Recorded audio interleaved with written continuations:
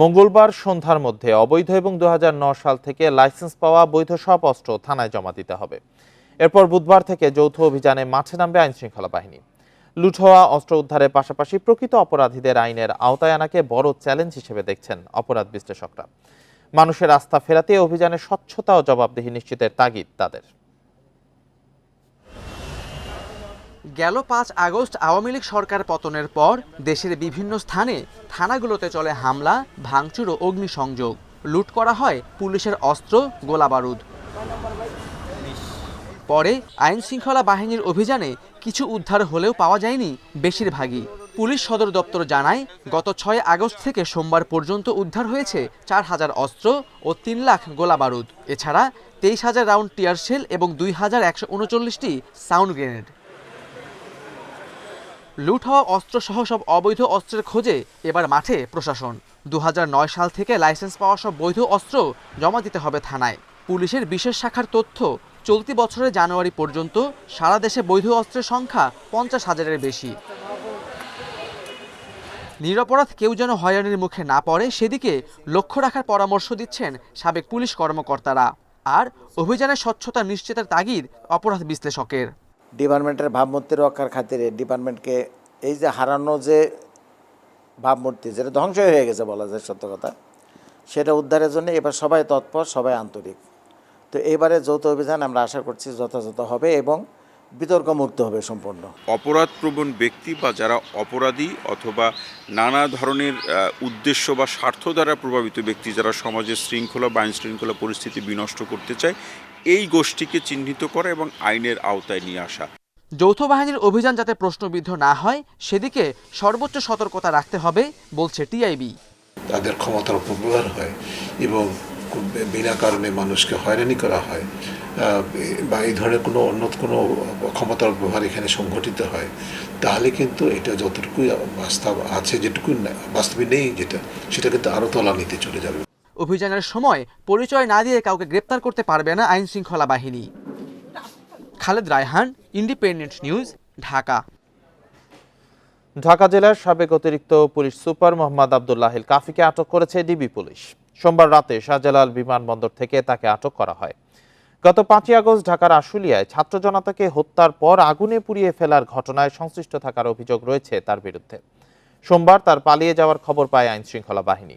পরে নানান তৎপরতায় রাত 10টার দিকে তাকে বিমানবন্দর থেকে আটক করা হয়। এর আগে শুক্রবার 1 মিনিট 14 সেকেন্ডের একটি ভিডিও সামাজিক যোগাযোগ মাধ্যমে ছড়িয়ে পড়ে।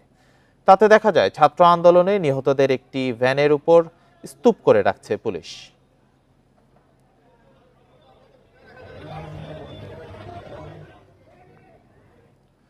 পুলিশের 3 অতিরিক্ত আইজিপি ও একজন ডিআইজি পদমর্যাদার কর্মকর্তাকে বাধ্যতামূলক অবসরে পাঠিয়েছে সরকার।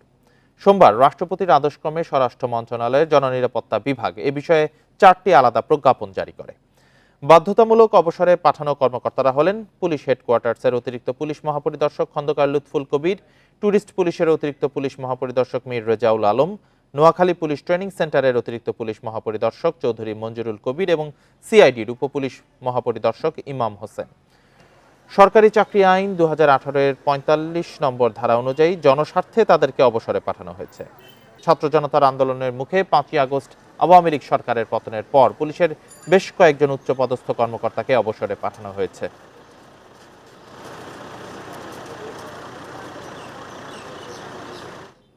জাতীয় সংসদের স্পিকার শিরীন শারমিন চৌধুরীর পদত্যাগপত্র গ্রহণ করে গেজেট প্রকাশ করেছে রাষ্ট্রপতির কার্যালয়। এর আগে সোমবার রাষ্ট্রপতি বরাবর পদত্যাগপত্র জমা দেন স্পিকার। শেখ হাসিনা সরকারের পতনের 27 দিনের মাথায় পদত্যাগ করলেন স্পিকার। বিগত সরকারের আমলে 2013 সালে 30 এপ্রিল স্পিকার নির্বাচিত হন শিরীন শারমিন চৌধুরী। এরপর একটানা তিনি এ দায়িত্বে ছিলেন। সবশেষ গেল 7 জানুয়ারি বিএনপিবিহীন নির্বাচনে আওয়ামী লীগ জয়ী হয়ে সরকার গঠনের পর শিরীন শারমিন চৌধুরীকে আবার স্পিকার নির্বাচিত করা হয়। ছাত্র জনতার অভ্যুত্থানের মুখে 5 আগস্ট প্রধানমন্ত্রীর পদ ত্যাগ করে দেশ ছাড়েন শেখ হাসিনা। এরপর রাষ্ট্রপতি সংসদ ভেঙে দেন।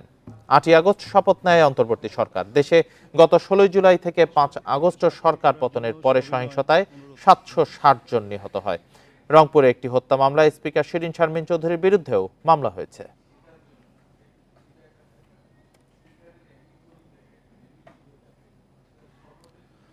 রাজনৈতিক দল হিসেবে নির্বাচন কমিশনে নিবন্ধন পেয়েছে নাগরিক ঐক্য। সোমবার দলটিকে নিবন্ধন দিয়ে প্রজ্ঞাপন জারি করে নির্বাচন কমিশন সচিবালয়। এর আগে দুপুরে গণ অধিকার পরিষদকে নিবন্ধন দেয় ইসি। গণ অধিকার পরিষদকে ট্রাক প্রতীক বরাদ্দ দিয়েছে ইসি। ইসি সচিব শফিউল আজিম স্বাক্ষরিত প্রজ্ঞাপনে নিবন্ধন দেওয়ার বিষয়টি জানানো হয়। আরেকটি প্রজ্ঞাপনে বলা হয় নাগরিক ঐক্যের জন্য কেটলি প্রতীক সংরক্ষণ করা হয়েছে। দলের নিবন্ধন নম্বর 52। দ্বাদশ জাতীয় সংসদ নির্বাচনের আগে নিবন্ধনের জন্য এই দুটি দল সহ বেশ কিছু দল ইসিতে আবেদন করেছিল, কিন্তু তখন এবি পার্টি, গণ অধিকার পরিষদ, নাগরিক ঐক্যের মতো দলগুলোকে নিবন্ধন না দিয়ে নাম সর্বস্ব দুটি দলকে নিবন্ধন দিয়েছিল ইসি। তখন এর ব্যাপক সমালোচনা হয়েছিল। নির্বাচন কমিশনকেও আমরা ধন্যবাদ জানাচ্ছি যে তারা গণ অধিকার পরিষদের মতো একটা উদীয়মান সম্ভাবনাময় দল সকল শর্ত পূরণ করার পরেও এতদিন তারা বিগত সরকারের প্রেসারে নিবন্ধন আটকে রেখেছিল। আজকে আনুষ্ঠানিকভাবে সচিব মহোদয় এবং আইন সচিব তারা দুজনের উপস্থিতিতে আনুষ্ঠানিকভাবে গণ অধিকার পরিষদকে ট্রাক প্রতীকে নিবন্ধন দিয়ে তারা আমাদের হাতে চিঠি তুলে দিয়েছে। পদত্যাগী আওয়ামী লীগ সরকারের সাবেক 18 মন্ত্রী, প্রতিমন্ত্রী এবং 8 জন এমপির দেশ ত্যাগে নিষেধাজ্ঞা দিয়েছে আদালত। সোমবার ঢাকা মহানগর দায়রা জজ আদালত এই আদেশ দেয়। ঢাকা মহানগর দায়রা জজ মোহাম্মদ আশামস জগলুল হোসেনের আদালত দুদকের পৃথক দুটি আবেদনের প্রেক্ষিতে আওয়ামী লীগের 18 মন্ত্রী ও এমপির বিদেশ যাত্রায় নিষেধাজ্ঞা দেয়। তাদের মধ্যে পুলিশ হেফাজতে রয়েছেন 4 মন্ত্রী ও 2 প্রতিমন্ত্রী। তাদের মধ্যে সাবেক বাণিজ্যমন্ত্রী টিপু মুন্সি, তথ্যমন্ত্রী হাসানুল হক ইনু, আইনমন্ত্রী আনিসুল হক, টেলিযোগাযোগ প্রতিমন্ত্রী জুনায়েদ আহমেদ পলক, পাটমন্ত্রী গোলাম দস্তগীর গাজীকে ইতিমধ্যে গ্রেপ্তার করেছে পুলিশ। পলাতক সাবেক স্বরাষ্ট্রমন্ত্রী আসাদুজ্জামান খান, দুর্যোগ প্রতিমন্ত্রী এনামুর রহমান, প্রতিমন্ত্রী মোহাম্মদ মহিবুর রহমান, স্থানীয় সরকারমন্ত্রী তাজুল ইসলাম, প্রতিমন্ত্রী স্বপন ভট্টাচার্য, ধর্মমন্ত্রী ফরিদুল হক খান, পররাষ্ট্রমন্ত্রী আহসান মাহমুদ, জ্বালানি প্রতিমন্ত্রী নসরুল হামিদ বিপু, নৌ পরিবহন প্রতিমন্ত্রী খালিদ মাহমুদ চৌধুরী, গণশিক্ষা প্রতিমন্ত্রী জাকির হোসেন, প্রবাসী কল্যাণ মন্ত্রী ইমরান আহমেদ, যুব ও ক্রীড়া প্রতিমন্ত্রী জাহিদা হাসান রাসেল, পানি সম্পদ উপমন্ত্রী এনামুল হক শামীম। সাবেক এমপিদের মধ্যে এনামুল হক, বেনজির আহমেদ, কাজী নাবিল আহমেদ, শহীদুল ইসলাম বকুল, AKM সরোয়ার জাহান, শেখ আফিল উদ্দিন, মেহের আফরোজ, আবু সাইদ আল মাহমুদ ও শেখ হেলাল উদ্দিন বিদেশ যেতে পারবেন না। দুদকের আবেদনে তাদের বিরুদ্ধে দুর্নীতির মাধ্যমে অস্বাভাবিক সম্পদ অর্জনের অভিযোগ আনা হয়েছে। এসব ব্যক্তি দেশ ছাড়ার চেষ্টা করছেন। বিভিন্ন মাধ্যম থেকে এমন তথ্য পেয়ে তাদের বিদেশে পালিয়ে যাওয়া আটকাতে আদালতের দ্বারস্থ হয়েছে দুদক। রেজওয়ানুল হক, ইন্ডিপেন্ডেন্ট নিউজ, ঢাকা। বাংলাদেশ ও ভারতের মধ্যে সম্পর্কের টানাপোড়েন কমাতে দুই দেশকেই কাজ করতে হবে বলে মনে করেন পররাষ্ট্র উপদেষ্টা তৌহিদ হোসেন। বলেন, বাংলাদেশ সবার বন্ধু, পাকিস্তানের সাথেও এর ব্যতিক্রম নয়। সোমবার দুপুরে পররাষ্ট্র মন্ত্রণালয়ে এক ব্রিফিংয়ে উপদেষ্টা অভিযোগ করেন, ছাত্র জনতার গণ অভ্যুত্থান নিয়ে বাড়াবাড়ি করেছে ভারতীয় গণমাধ্যম।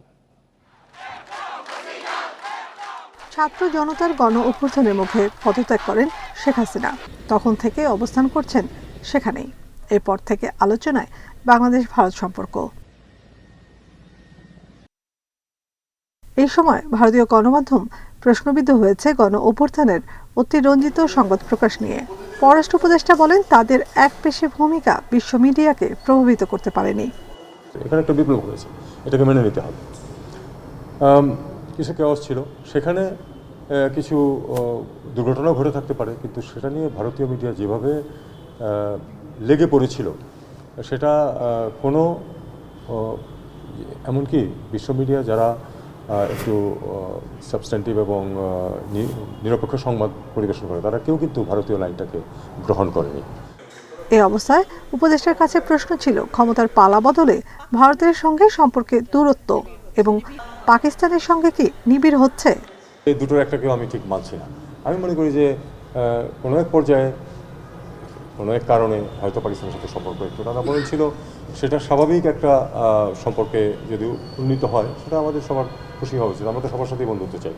পাকিস্তানের সাথে তো এখন আমরা শত্রুতা করে আমাদের কোনো ফায়দা নেই। আর ভারতের সাথে আমাদের সম্পর্কের যদি আপনারা মনে করেন যে আসলে একটু টানাপোড়েন চলছে, সেটা দ্বিপাক্ষিকভাবে আমাদের চেষ্টা করতে হবে সেটাকে ইভেন্ট কিনে নিয়ে আসা। তিনি আরও বলেন, নানা কারণে পশ্চিমাদের সঙ্গে দূরত্ব তৈরি হলেও এখন সমস্যা নেই। নাফিজাতুল্লাহ, ইন্ডিপেন্ডেন্ট নিউজ, ঢাকা। বাংলাদেশের সঙ্গে সম্পর্ক আরও জোরদার করবে যুক্তরাষ্ট্র। সোমবার ঢাকায় মার্কিন চার্জ দ্য অ্যাফেয়ার্স হেলেন লাফেভ কথা বলেন। সোমবার সন্ধ্যায় রাষ্ট্রীয় অতিথি ভবন যমুনায় প্রধান উপদেষ্টা ডক্টর মোহাম্মদ ইউনূসের সঙ্গে সৌজন্য সাক্ষাৎ করেন তিনি। বলেন, ঢাকার মার্কিন দূতাবাসে ভিসা প্রক্রিয়ার গতি বাড়াতে এ সপ্তাহে কনসুলেট সেবা চালু করা হবে। হেলেন লাফেভ আরও জানান, রোহিঙ্গাদের জন্য মার্কিন খাদ্য সহায়তা বাড়ানো হয়েছে। যুক্তরাষ্ট্রে তাদের পুনর্বাসন প্রক্রিয়াও দ্রুত করার আশ্বাস দেন তিনি। এ সময় প্রধান উপদেষ্টা জানান, অন্তর্বর্তী সরকার রাষ্ট্রীয় সংস্কারের পর যৌক্তিক সময়ে নির্বাচন আয়োজন করবে।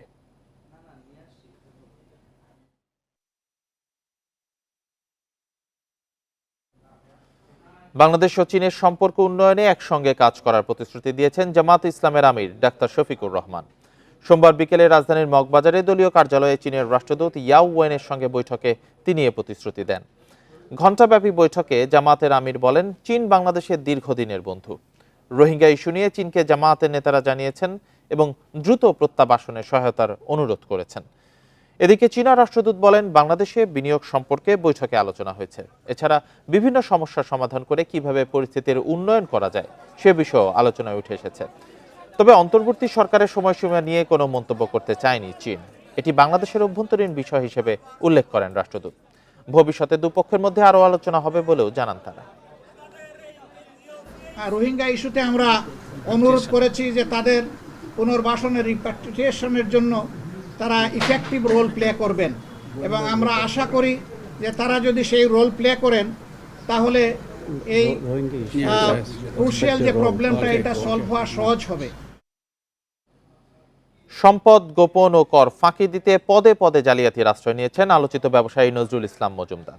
ভুয়া দলিল তৈরি করে মাছের খামার থেকে 215 কোটি টাকা আয় দেখিয়েছেন এই ব্যবসায়ী নেতা। ইন্ডিপেন্ডেন্ট টেলিভিশনের অনুসন্ধানে উঠে এসেছে এমন তথ্য। অভিযোগ উঠেছে, জাতীয় রাজস্ব বোর্ড এনবিআর এর আয়কর কর্মকর্তাদের যোগ সাজশে পার পেয়েছেন তিনি।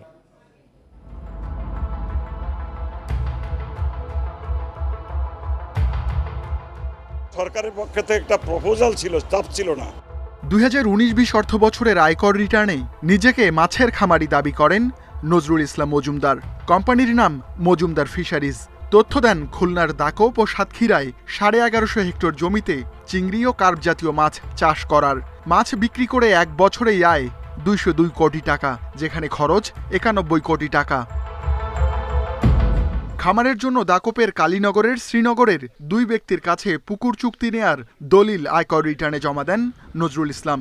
দলিল অনুযায়ী হরিচরণ রায়ের পুত্র যোগেশ চন্দ্র রায়ের কাছে 615 বিঘা জমি লিজ নেন তিনি। তবে যোগেশ চন্দ্র জানান, এত জমি তার নেই, আর জমি কাউকে লিজও দেননি। চেনেন না নজরুল ইসলাম মজুমদারকেও। আমার মাত্র 10 থেকে 12 বিঘা সম্পত্তি আছে, এবং তার ভিতর দিয়েও এই যে সম্পত্তির কথা উল্লেখ করা হয়েছে সম্পূর্ণ ফলস এবং মিথ্যা কথা, এবং এখানে 2000 সাল থেকে ঘের বলতে কোনো কিছুই নাই। এই এলাকার রইসুদ্দিন গাজীর ছেলে আব্দুর রশিদ গাজীর কাছে 3000 বিঘা জমি লিজ নেয়ার দলিল আয়কর রিটার্নে দেখান নজরুল ইসলাম। স্থানীয়রা জানান, শ্রীনগরে ওই পরিচয়ের কোনো ব্যক্তি নেই, এত বেশি জমির মালিকও কেউ নেই। আমাদের দাকোপ থানা বা 5 নম্বর 6 নম্বরের ভিতরে এরকম ঘের নাই। এই ব্যক্তি আমাদের এলাকায় না, আর এই 3-4 হাজার বিঘা জমি আমাদের এখানে না, আর ওনার এরকম কোনো 3-4 হাজার বিঘা জমির মালিক এখানে নাই। পরের বছর অর্থাৎ 2020-21 অর্থ বছরেও মৎস্য খামার থেকে 13 কোটি টাকা আয় দেখান নজরুল ইসলাম। এনবিআর কর্মকর্তারা জানান, মাছ চাষের মাধ্যমে বিশাল অঙ্কের অর্থ বৈধ করার বিষয়ে আপত্তি তোলেন অনেকেই। বিষয়টি গড়ায় আয়কর আপিল ট্রাইব্যুনালেও, কিন্তু শেষ পর্যন্ত ছাড় পান নজরুল। আপনারাই তো বলেন, মিডিয়াতে তো আসে যে কোন কোন প্রসপেক্টিভ ট্যাক্স ফাঁকিবাজ যারা, তাদেরকে এটা আমরা প্রায়োরিটি ঠিক করে ধীরে ধীরে এটা করব। মাছ উৎপাদন বাড়াতে আয়করে ছাড় দেয় এনবিআর। তখন আয় 30 লাখের বেশি হলে কর ছিল মাত্র 10%। কর কম হওয়ায় অনেকেই এ খাতের মাধ্যমে অবৈধ সম্পদ বৈধ করার সুযোগ নেন। Ruhul Amin, independent news, Dhaka. শেখ হাসিনা সরকার পতনের পর থেকেই আত্মগোপনে চলে গেছেন গাজীপুর আওয়ামী লীগের বেশিরভাগ নেতাকর্মী। এই অবস্থায় শিল্প এলাকার কলকারখানা ও ঝুট ব্যবসার একচেটিয়া নিয়ন্ত্রণ হারিয়েছে তারা। আর এই সুযোগে সেসব ব্যবসার নিয়ন্ত্রণ নিতে মরিয়া বিএনপিপন্থী নেতা সহ কিছু নতুন মুখ। নারী উদ্যোক্তা রাশিদা ফারুক ইভা গ্রুপের গার্মেন্টস কারখানায় ২০ বছর ধরে করছেন জুটের ব্যবসা। সম্প্রতি সংবাদ সম্মেলনে তিনি অভিযোগ করেন, সরকার পরিবর্তনের পরপরই টঙ্গী পূর্ব থানা বিএনপির সভাপতি সরকার জাবেদ আহমেদ সুমন তার ব্যবসার নিয়ন্ত্রণ নিতে বেপরোয়া হয়ে উঠেছেন।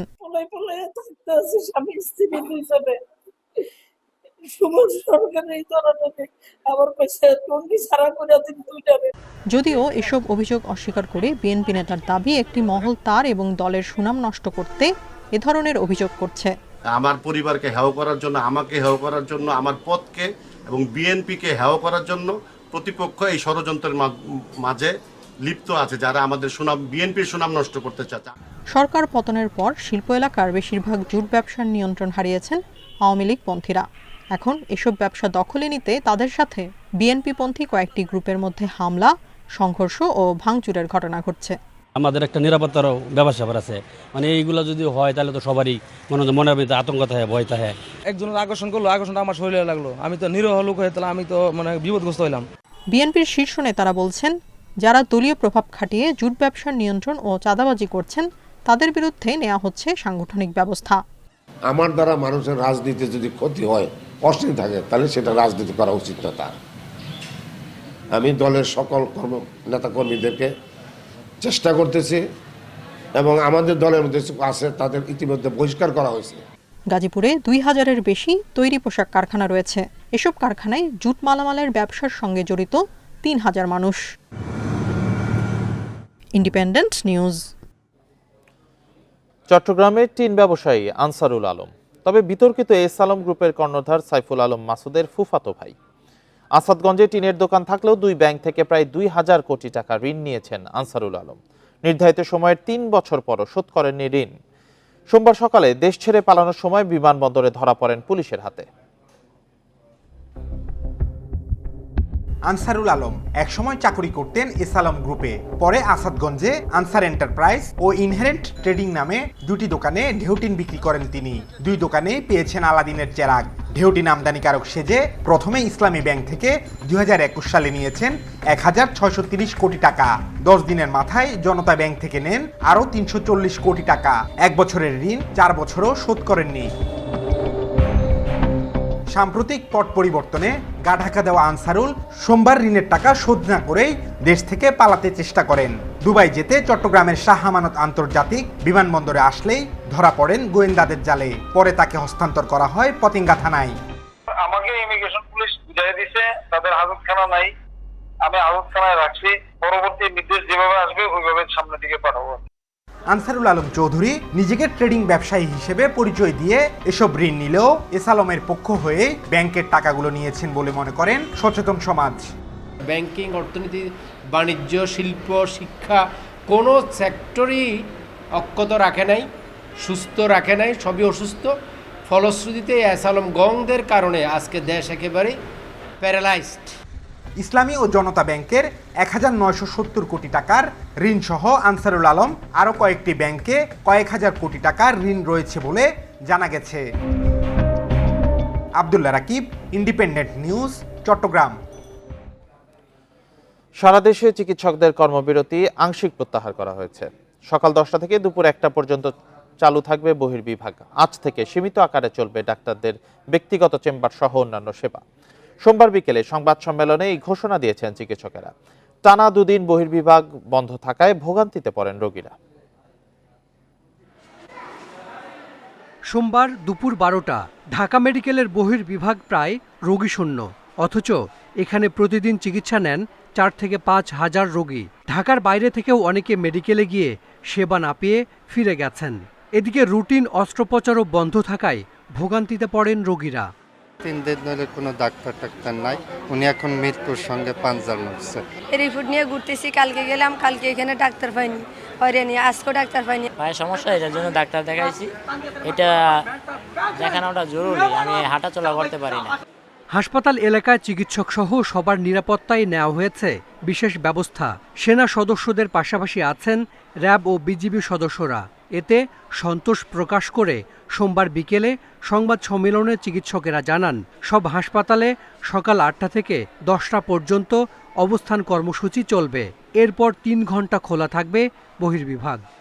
এখানে যে সন্ত্রাসীরা গ্রেপ্তার হয়নি তাদের অতি দ্রুত গ্রেপ্তার করে আইনের আওতায় আনতে হবে এবং তাদের দৃষ্টান্তমূলক শাস্তির ব্যবস্থা করতে হবে, যেন এই ধরনের অপরাধ আর কোথাও না হয়। এদিকে স্বাস্থ্য মন্ত্রণালয় জানিয়েছে, ঢাকা মেডিকেলে অবহেলায় রোগী মৃত্যুর অভিযোগের সত্যতা পাওয়া যায়নি। দুটো দাবির প্রেক্ষিতেই তো তার আন্দোলনে গিয়েছিল, দুটো দাবি কিন্তু অ্যারেস্ট হয়েছে, আরও প্রয়োজনে হবে, সংশ্লিষ্ট সবাই হবে। আর নিরাপত্তা ব্যবস্থা ইতিমধ্যে জোরদার করা হয়েছে। নিরাপত্তাটা খুবই জরুরি এবং এই মুহূর্তে যদি এই নিরাপত্তা জোরদার না করা হয় তাহলে স্বৈরাচারের দোসররা যে কোনো সময় যে কোনো দুর্ঘটনা ঘটাইয়া দিতে পারে। ঢাকা মেডিকেলে শনি ও রবিবার 3 দফা হামলার শিকার হন চিকিৎসকেরা। এর প্রতিবাদে সারা দেশে কর্মবিরতির ডাক দেন তারা। Hasan Misbah, independent news, Dhaka. সরকারি কর্মচারীরা সম্পদের তথ্য কিভাবে দাখিল করবেন তা ঠিক করতে একটি কমিটি গঠন করা হয়েছে। 5 সদস্যের কমিটিতে নেতৃত্ব দেবেন দুর্নীতি দমন কমিশনের সচিব। জনপ্রশাসন মন্ত্রণালয়ের জ্যেষ্ঠ সচিব মোখলেসুর রহমান জানান, 7 দিনের মধ্যে সম্পদের তথ্য জমা দেওয়ার প্রক্রিয়া ঠিক করবে। সোমবার সচিবালয়ে সাংবাদিকদের সঙ্গে কথা বলেন তিনি। সরকারি কর্মচারী রয়েছে প্রায় 15 লাখ। এর মধ্যে যারা কর দেওয়ার যোগ্য তাদের আয়কর রিটার্ন দাখিল করতে হয়, কিন্তু এখন সম্পদের তথ্য দিতে হবে সবাইকে। এ নিয়ে কাজ শুরু করেছে জনপ্রশাসন মন্ত্রণালয়। কিভাবে তারা সম্পদের তথ্য দেবেন সেটা ঠিক করতে একটি কমিটিও করা হয়েছে। জনপ্রশাসন মন্ত্রণালয়ের জ্যেষ্ঠ সচিব জানান, যারা তথ্য দেবেন না তাদের বিরুদ্ধে আইনি ব্যবস্থা নেওয়া হবে। এখানে দুইটা জিনিস ক্লিয়ার থাকবে, স্থাপন সম্পদ সম্পত্তি কি বোঝায়, অস্থাপন সম্পত্তি কি, এর বাইরে থাকলে আরেকটা থাকবে অতিরিক্ত। আমরা 2 সিস্টেমে সরকার চলে। ফাইন্যান্সিয়াল ইয়ার এখনও আমাদের জুলাই জুন, আর আমাদের একাডেমিক অথবা ইয়ার ক্যালেন্ডার জানুয়ারি ডিসেম্বর, তা আমরা ইয়ারটা বলে দেব। তিনি আরও জানান, 1 সপ্তাহের মধ্যে 25 জেলায় জেলা প্রশাসক নিয়োগ দেওয়া হবে। 600 কর্মকর্তার মধ্য থেকে তাদের বাছাই করা হচ্ছে। সামারি করে এই যে 25 জন তোলা হয়েছে এখান থেকে প্রথম দিতে হবে, আর এরপরে আরও যে তোলা হবে। আমি যদি একটু লম্বা টাইম নিয়ে বলি তাহলে আপনাদের কোশ্চেন থাকবে না। Within a week it will be done. Within a week ফিল্ডের যে ডিসি শর্ট অথবা তুলে আনা হয়েছে ইট উইল বি ডান, এটা দিয়ে দেওয়া হবে। প্রশাসনের গতি বাড়াতে নানা পদক্ষেপ নেওয়া হচ্ছে বলে জানায় জনপ্রশাসন মন্ত্রণালয়। নূরে আলম, ইন্ডিপেন্ডেন্ট নিউজ, ঢাকা। বন্যার কারণে লক্ষ্মীপুরে প্রায় 600 শিক্ষা প্রতিষ্ঠানে পাঠদান বন্ধ রয়েছে। ঘরবাড়ি থেকে পানি না নামায় প্রাথমিক ও মাধ্যমিক বিদ্যালয়গুলো ব্যবহৃত হচ্ছে আশ্রয় কেন্দ্র হিসেবে। ফলে সিলেবাস শেষ করা নিয়ে দেখা দিয়েছে শঙ্কা। সন্তানদের পড়াশোনা নিয়ে উদ্বিগ্ন শিক্ষক ও অভিভাবকরা। 20 আগস্টে পানি প্রবেশ করে সদর উপজেলার বাঙ্গাখা 2 নম্বর সরকারি প্রাথমিক ও মাধ্যমিক উচ্চ বিদ্যালয়ের মাঠ ও ভবনের নিচতলায়। সেই থেকে বন্ধ পাঠদান। বিদ্যালয় ভবন দুটোর উপরতলায় আশ্রয় নিয়েছে বানভাসীরা, আছে গবাদি পশুও। বন্যার পানিতে ক্ষতিগ্রস্ত হয়েছে ঘরবাড়ি, রাস্তাঘাট ও ফসলি জমি। প্রায় 600 শিক্ষা প্রতিষ্ঠানে বন্ধ রয়েছে পাঠদান। সব বিদ্যালয়ে আশ্রয় নিয়েছে বন্যা দুর্গতরা। শিক্ষা প্রতিষ্ঠানে স্বাভাবিক কার্যক্রম নিয়ে দুশ্চিন্তায় শিক্ষার্থী, অভিভাবকরা। পানিতে বন্যায় সব কিছু ডুবে গেছে এবং কি মানে স্কুল মাদ্রাসাগুলো ডুবে গেছে, তাই জন্য স্কুল মাদ্রাসা খোলা হচ্ছে না। স্কুলের বারান্দায় গরু রাখা হয়েছে, আমাদের স্কুল কবে খুলবে সেটা আমরা নিজেও জানি না। পড়ালেখা হইতেছে না, মানুষের ছাত্রদের অনেক কষ্ট করতেছে, তারা স্কুলে আসতে পারতেছে না। ক্ষতিগ্রস্ত বিদ্যালয় সংস্কারে সহায়তা চেয়েছেন শিক্ষা কর্মকর্তারা। শিক্ষক যারা আছে তারা মনিটরিং করতেছে, বাসায় খোঁজখবর রাখতেছে শিক্ষার্থীদের, তাদের বাসায় পানির অবস্থান কীরকম, তারপরে মা বাবার সাথে যোগাযোগ করতেছে, তাদের কোনো সমস্যা হচ্ছে কিনা, পড়াশোনা করতেছে কিনা, পাশাপাশি এগুলোর বিষয়ে আমাদের অলরেডি সবসময় খোঁজখবর রাখছে। জেলার 1000 প্রাথমিক ও মাধ্যমিক বিদ্যালয় এবং মাদ্রাসায় শিক্ষার্থী সংখ্যা প্রায় 4 লাখ। Independent news. বন্যা পরবর্তী পরিস্থিতি নিয়ে আরো জানাতে লক্ষ্মীপুর ও খাগড়াছড়ি থেকে যুক্ত হয়েছেন সহকর্মীরা। প্রথমে লক্ষ্মীপুর থেকে জানাবেন সহকর্মী আব্বাস হোসেন। আব্বাস হোসেন, লক্ষ্মীপুরে বন্যা পরিস্থিতি এখন কি পর্যায়ে আছে?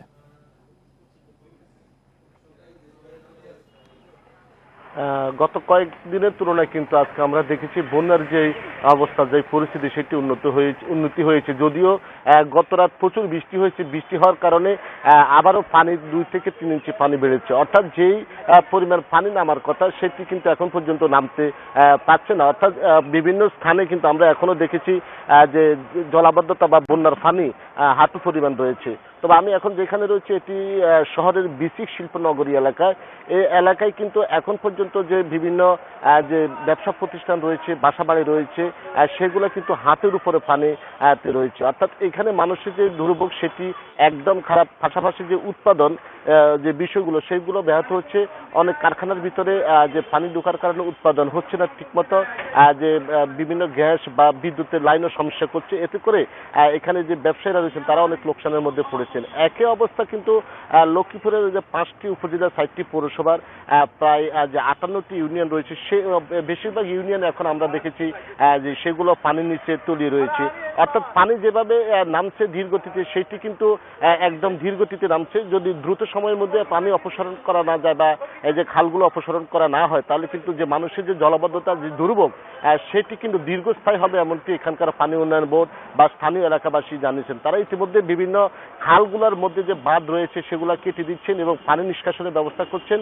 কিন্তু এরপরও কিন্তু প্রায় 2500-এর মতো বিভিন্ন 110টি খালের মধ্যে 2500-এর মতো বাঁধ রয়েছে। এই বাঁধগুলো ইতিমধ্যে বেশ কয়েকটি বাঁধ কেটে দেওয়া হয়েছে, বাকিটাও কেটবে। তবে এখন পর্যন্ত আমরা যেটি জানিয়েছি যে লক্ষ্মীপুরে প্রায় যে কয়েক লাখ মানুষ এখনো পানিবন্দী রয়েছেন এবং গতকাল থেকে আজকে পর্যন্ত আমরা দেখেছি বিভিন্ন আশ্রয় কেন্দ্র থেকে মানুষ তারা কিন্তু আশ্রয় কেন্দ্র যাচ্ছেন। এখন পর্যন্ত প্রায় যে 32,000 মানুষ কিন্তু আশ্রয় নিয়েছেন, যদিও 50,000 মানুষ এর আগে আশ্রয় কেন্দ্র ছিল। অর্থাৎ 18,000 মতো মানুষ কিন্তু ইতিমধ্যে 2 দিন আগে তারা গতকাল থেকে আজ পর্যন্ত তারা বাড়িতে ফিরেছেন। অর্থাৎ যত দিন যাচ্ছে ততই কিন্তু পরিস্থিতি উন্নতি হচ্ছে, পানিও কমছে। তবে যে পরিমাণ পানি নামার কথা সেটি নামছে না। এতে করে মানুষের যে দুর্ভোগ সেটি হচ্ছে। কিন্তু ত্রাণ ও পুনর্বাসন কর্মকর্তার তথ্য অনুযায়ী যদি বলি, এ পর্যন্ত লক্ষ্মীপুর জেলার 5টি উপজেলা, 60টি পৌরসভা, 5.5 লাখ মানুষ কিন্তু ক্ষতিগ্রস্ত হয়েছে। তারা কিন্তু বসত বাড়ি থেকে অন্যান্য যে খাতগুলো রয়েছে সেখানে ক্ষতিগ্রস্ত হয়েছে। 18,000 মানুষের ঘরবাড়ি বিধ্বস্ত হয়েছে।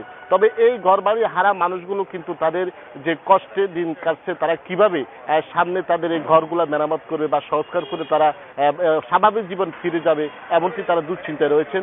তারা সংগ্রাম করছেন, প্রতিনিয়ত সংগ্রাম করছেন, পানির সাথে প্রতিনিয়ত সংগ্রাম করছেন, জীবন কর্মের সাথে। কিন্তু আসলে দীর্ঘদিন ধরে তারা কর্মহীন থাকার কারণে সংসারে তারা যে ছেলে সন্তান রয়েছে তাদেরকে নিয়ে তারা কিন্তু অনেক কষ্টে রয়েছেন, এমনকি অনেক পরিবারের সাথে কথা বলছি তারা জানিয়েছেন। তবে আমরা দেখেছি এই ভয়াবহ বন্যা, লক্ষ্মীপুরে যে বন্যার কারণে মানুষের একদিকে যে জনজীবন বিপর্যস্ত হয়েছে, অন্যদিকে যে বিভিন্ন শিক্ষা প্রতিষ্ঠান রয়েছে সেগুলো পানি ওঠার কারণে বন্ধ রয়েছে, দীর্ঘদিন ধরে বন্ধ রয়েছে শিক্ষা প্রতিষ্ঠান। এতে করে যে অভিভাবকরা রয়েছেন তারাও কিন্তু যে উদ্বেগ উৎকণ্ঠার মধ্যে রয়েছেন। সামনে যে সিলেবাস রয়েছে সেগুলো শেষ না করতে পারলে যে ছেলেমেয়েরা কিভাবে পড়ালেখা শেষ করবে, এমনকি শিক্ষার্থী বা অভিভাবক শিক্ষকরা কিন্তু এক ধরনের উদ্বেগ উৎকণ্ঠার মধ্যে রয়েছে। তবে আগামী কয়েকদিনের মধ্যে পরিস্থিতি স্বাভাবিক হবে। আবারও স্কুল যে মাদ্রাসা বা শিক্ষা প্রতিষ্ঠান রয়েছে সেগুলা শিক্ষার্থীদের যে পদচারণা মুখরিত হবে, এমনটি আশা করছেন এখানকার এলাকাবাসী। আব্বাস হোসেন, আপনি সাথেই থাকবেন। এবার খাগড়াছড়ি থেকে বন্যা পরিস্থিতি নিয়ে জানাবেন সহকর্মী সমীর মল্লিক। সমীর, খাগড়াছড়িতে বন্যায় কি পরিমাণ ক্ষয়ক্ষতির তথ্য পাওয়া যাচ্ছে, সার্বিক পরিস্থিতি জানাবেন।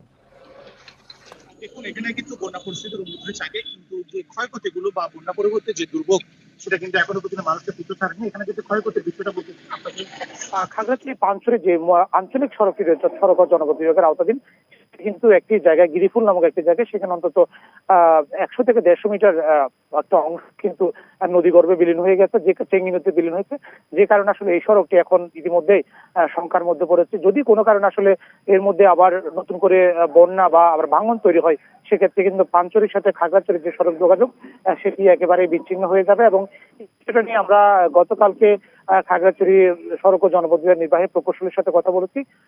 পানি উন্নয়ন বোর্ডকে অনুরোধ করেছেন খুব দ্রুত সময়ের মধ্যে এখানে যে নদীর যে অংশটি ভাঙনের শিকার হয়েছে, যেখানে আসলে সড়কটি ইতিমধ্যে সংখ্যা তৈরি হয়েছে বিলীন হওয়ার, সেখানে কিন্তু মেরামতের জন্য অনুরোধ করেছে। তবে পানি উন্নয়ন বোর্ড যে বিষয়টা বলছে, তারা এখানে একটা ইতিমধ্যে তাদের একটা প্রকল্প চলমান আছে, যদিও সেটি আরো আগে করার কথা ছিল, কিন্তু এটা তাড়াতাড়ি না করার কারণে কিন্তু এই ভাঙনের সৃষ্টি হচ্ছে। একইভাবে খাগড়াছড়ির আমরা দেখেছি 107 কিলোমিটার গ্রামীণ সড়ক কিন্তু একেবারে বিধ্বস্ত হয়ে গেছে, লন্ডভন্ড হয়ে গেছে। যে সড়ক যোগাযোগ সেখানেও কিন্তু বিচ্ছিন্ন হয়ে গেছে। খাগড়াছড়ি দিঘিনালা থেকে নুনচরের যে যোগাযোগ সেটা কিন্তু বন্ধ। খাগড়াছড়ি কবাখালী ঘাটপাড় যে এলাকায় রয়েছে সেখানে প্রায় 20 মিটারের মতো গ্রামীণ যে সড়ক সেটা কিন্তু নষ্ট হয়ে গেছে। এবং আমি যদি আপনাকে কৃষির ক্ষয়ক্ষতিটা জানাতে চাই, সবচেয়ে বেশি ক্ষয়ক্ষতি হয়েছে কিন্তু কৃষিক্ষেত্রে। ইতিমধ্যে 2000 হেক্টর যে আমনের যে চারা এবং একই সাথে এখানে সবজি ক্ষেত বা যে আউশ সেটি কিন্তু বিনষ্ট হয়েছে। এবং বন্যা পরবর্তী সময় আমরা যেটা দেখছি যে চর্মরোগ সহ পানিবাহিত যে রোগগুলো রয়েছে সেটার প্রাদুর্ভাব কিন্তু দেখা দিয়েছে। এবং এখানে বাংলাদেশ সেনাবাহিনী এবং বেসরকারি উদ্যোগে কিন্তু বিভিন্ন জায়গাতে মেডিকেল ক্যাম্প দেওয়া হচ্ছে। তারপরেও আমরা দেখেছি হাসপাতালগুলোতে প্রচুর পরিমাণে রোগীর চাপ, বিশেষ করে পানিবাহিত যে রোগগুলো রয়েছে বন্যা পরবর্তী সময়ে সেগুলোর প্রকোপ কিন্তু সবগুলো জায়গাতে দেখা যাচ্ছে। একই সাথে খাগড়াছড়িতে আপনি জানেন বেশ কিছু জায়গায় মৎস্য খাতের বড় ধরনের ক্ষতি হয়েছে এবং একই সাথে কলা সহ পেঁপে সহ বিভিন্ন যে বাগানগুলো রয়েছে সেখানে কিন্তু পানি ঢুকে থাকার কারণে প্রায় 3 থেকে 4 দিন পানি স্থায়ী হওয়ার কারণে কিন্তু বেশ কিছু বাগান একেবারে বিনষ্ট হয়ে গেছে। তবে এখন মানুষ গুরুত্ব জানানোর চেষ্টা করেছে। কৃষি বিভাগ থেকে গতকালকেও কিন্তু বেশ কিছু জায়গায় সার সহ বীজ সহ যে বিভিন্ন প্রণোদনা সেটা দেওয়া হচ্ছে। তবে কৃষকদের পক্ষ থেকে বলা হচ্ছে যে তাদের ক্ষতি হয়েছে সে তুলনায় কিন্তু প্রণোদনার যে পরিমাণ সেটি খুবই কম। তবে এখানে সড়ক যোগাযোগগুলো যাতে স্বাভাবিক রাখা যায় সেই জায়গা থেকে কিন্তু স্থানীয়রা দাবি জানিয়েছে দ্রুত সময়ে সেগুলো মেরামত করার জন্য। এই ছিল আসলে খাগড়াছড়ি থেকে বন্যা পরবর্তী যে ক্ষয়ক্ষতি তা নিয়ে সবশেষ। খাগড়াছড়ি ও লক্ষ্মীপুর থেকে বন্যা পরিস্থিতির সর্বশেষ খবর জানাচ্ছিলেন আমাদের সহকর্মীরা। মাত্র 1.5 কিলোমিটার এলাকায় বাঁধের অভাবে প্রতি বছরই বর্ষা মৌসুমে যমুনার পানি ঢুকে প্লাবিত হয় সিরাজগঞ্জ সদরের 6টি গ্রাম। কয়েক মাস পানিবন্দী থাকতে হয় তাঁতপল্লীর 6 শতাধিক পরিবারকে। এলাকাবাসীর দাবির মুখে বাঁধ নির্মাণের সম্ভাব্যতা যাচাই শুরু করেছে পানি উন্নয়ন বোর্ড। বাঁধ না থাকায় এবারও বর্ষায় যমুনা নদীর পানি ঢুকে তলিয়ে গেছে সিরাজগঞ্জ সদর উপজেলার সায়দাবাদ ও কালিয়াহরিপুর ইউনিয়নের 6টি গ্রাম। প্রতি বছরই এভাবে 2 থেকে 3 মাস পানিবন্দী থাকতে হয় বাসিন্দাদের। তাঁতপল্লীতে 6 শতাধিক পরিবারের প্রায় 10 থেকে 12 হাজার মানুষের বসবাস। বন্যার পানিতে তাঁত যন্ত্র, সুতাসহ নানা সামগ্রী নষ্ট হওয়ায় বছর বছর বিপাকে পড়তে হচ্ছে তাদের। তাই দ্রুত বাঁধ নির্মাণের দাবি গ্রামবাসীর। এই যে আঙ্গুর একটা দরকার, যদি সামনে যদি একটা বেরি বাঁধের করে তালিকার আমগরে এই তাঁত শিল্পগুনা বাঁচব। 1.5-2 কিলোমিটার হবে বাঁধটা। এইটা দিলিকারে ইনশাল্লাহ মনে করেন যে শখপুরি নাথপুর পর্যন্ত স্বস্তি থাকবো। আমাদের বেরি বাঁধ যদি হয় তাহলে আমরা নিচু বাড়িতে নিচু ঘর দিয়ে আমরা থাকতে পারবো, বসবাস করতে পারবো। গরু ছাগল হাঁস মুরগি ছেলে পেলে নিয়ে খুব আমরা দুর্ভিক্ষর মধ্যে আছি।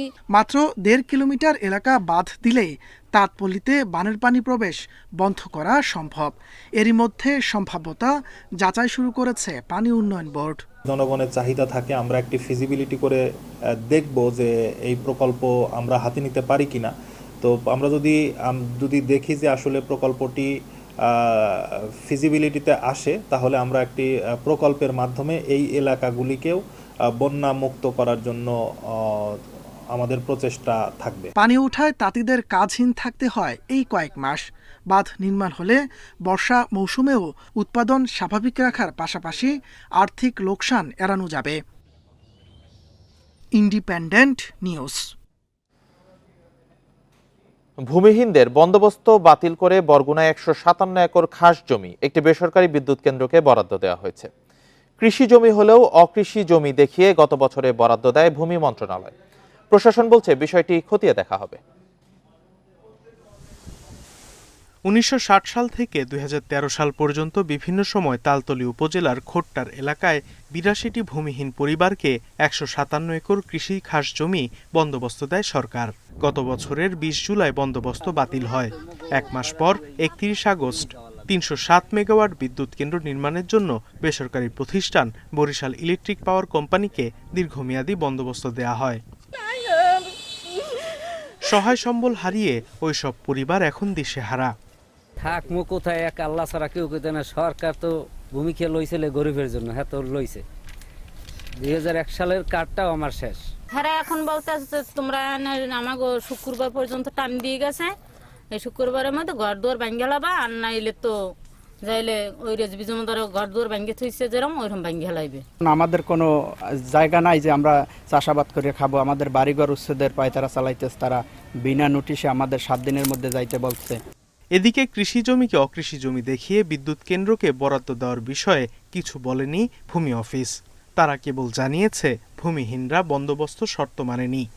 কৃষিকাজ জমি বন্দোবস্ত যখন সরকার দেয় তখন নির্দিষ্ট শর্ত সাপেক্ষে দেয়। যিনি এই বন্দোবস্ত গ্রহীতা থাকবেন তিনি যদি এই বন্দোবস্তের শর্তগুলো ভঙ্গ করেন তখন অটোমেটিকলি জেলা প্রশাসক মহোদয় এটাকে খাস খতিয়ানভুক্ত করতে পারেন।